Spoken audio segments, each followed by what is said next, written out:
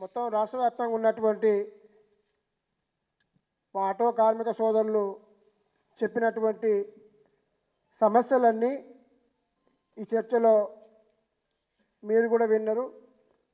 మేము కూడా ముఖ్య నాయకులు మా బీఆర్టీ రాష్ట్ర అధ్యక్షులు రాంబాబు అన్న గారు కూడా విన్నారు.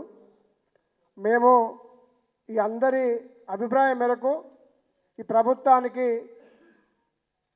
డిమాండ్ అనుకోండి, సూచన అనుకోండి. ఒకటి, మీరు ఉచిత పథకం ఎట్లయినా వెనక్కి తీసుకోలేరు కనుక డైలీ మేము 1500 సంపాదించే వాళ్ళం, ఈరోజు 300, 400 కూడా సంపాదించలేకపోతున్నాం.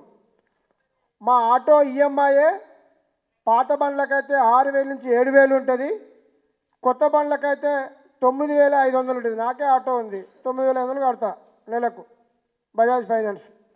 ఇట్లా 9500, 10,000 కట్టే వాళ్ళు ఉన్నారు. టాటా మ్యాజిక్ బండ్లు ఉంటాయి, సిఎన్జి బండ్లు ఉంటాయి, ఎల్పిజి బండ్లు ఉంటాయి, జిల్లాలలో ఎక్కువ డీజిల్ ఆటోలు ఉంటాయి.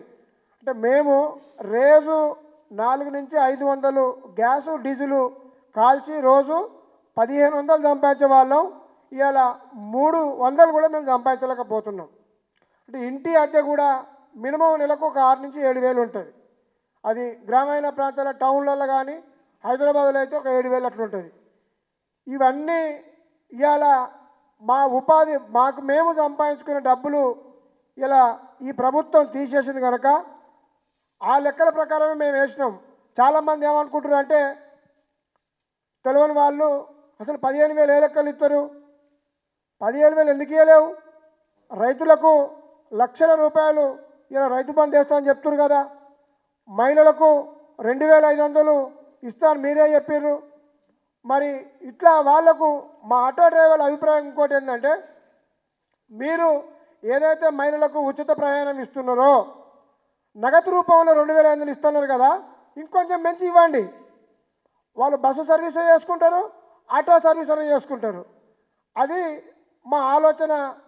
ఇక్కడ జరిగిన చర్చలో ఒకటి లేని ఎడల మేము రోజుకు 1500 నుంచి 1000 రూపాయలు నష్టపోతున్నాం కనుక మాకు 500, అంటే రోజు 500 అంటే నెలకు 15,000 మేము లెక్కలేసే పెట్టినాం. మేము ఆటో డ్రైవర్లు అంతో ఎంతో చదువుకున్నలేము కదా, గుడ్డిగా లెక్కలు వేయకుండా చెప్పలే.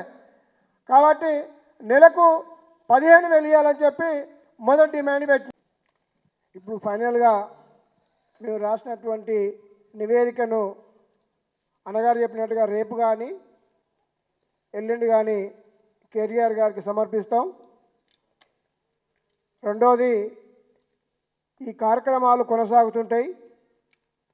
3వ తేదీన రాష్ట్ర వ్యాప్తంగా ఆటో కార్మికుల భిక్షాటన కార్యక్రమం ఉంటుంది.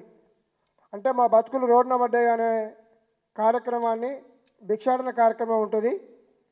జనవరి 7వ తేదీన ఆదివారం రోజు ఇందిరా పార్క్లో మహాధర్నా ఉంటుంది. వేలాది మందితోటి, రాష్ట్ర వ్యాప్తంగా ఉన్నటువంటి వేలాది మందితోటి ధర్నా కార్యక్రమం ఉంటుంది. ఇది మేము ఈరోజు జరుపుకున్నటువంటి ఈ కార్యక్రమం ఆటో డ్రైవర్లుగా పార్టీ వర్కింగ్ ప్రెసిడెంట్ కేటీఆర్ గారి సహకారం తీసుకొని ఈ ప్రభుత్వం మీద ఒత్తిడి తెచ్చి మా సమస్య పరిష్కారం కోసమనే ఈ సమావేశాలు, ఈ కార్యక్రమాలు తప్ప ఇంకో కోణం లేదు. ఇంకా ఇతర సంఘాలలో ఎవరు కలిసి వచ్చినా కలపకపోనికి కూడా మేము సిద్ధంగా ఉన్నాం. కాబట్టి 7వ తారీఖు నాడు, జనవరి 7వ తేదీన ఉదయం 11 గంటలకు హైదరాబాద్ ఇందిరా పార్క్లో భారీ ఎత్తున మహాధర్నా ఉంటుందని ఈ సందర్భంగా నేను మీడియా మిత్రులకు తెలియజేస్తున్నా.